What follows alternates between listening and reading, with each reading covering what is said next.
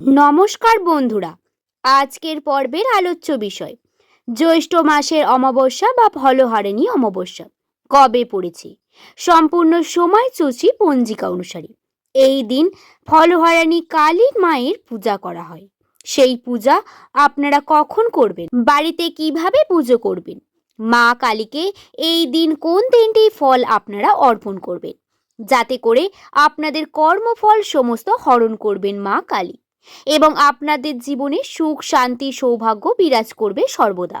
এছাড়াও এই কালী পুজোর দিনে এই অমাবস্যা তিথিতে আপনারা কি খাবেন কি খাবেন না, কোন কাজগুলি করবেন, কি কি নিষেধ রয়েছে, সমস্ত আজকের ভিডিওতে জেনে নেব। তার সাথে জেনে নেব ফলহারিণী কালী পূজার সঙ্গে জড়িত থাকা অনেকগুলি পৌরাণিক কাহিনী। তো চলুন বন্ধুরা, আর দেরি না করে ভিডিও শুরু করা যাক।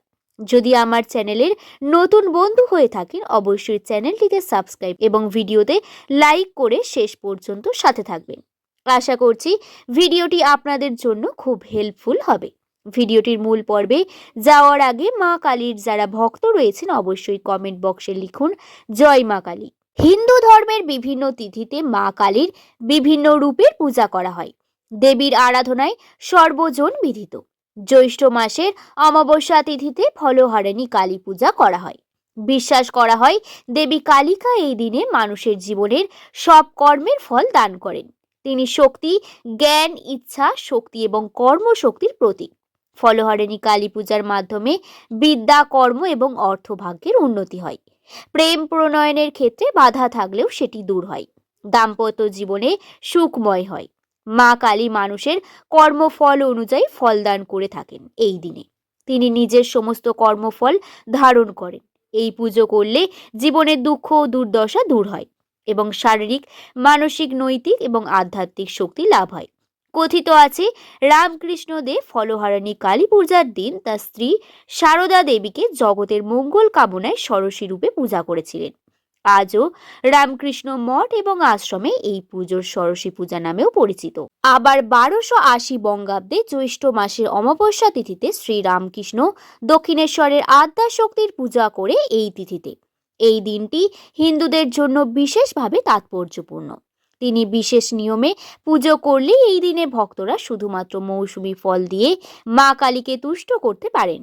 এবার চলুন জেনে নেওয়া যাক জ্যৈষ্ঠ মাসের অমাবস্যা তিথি বা ফলহারিণী অমাবস্যা তিথি কখন থেকে শুরু হচ্ছে।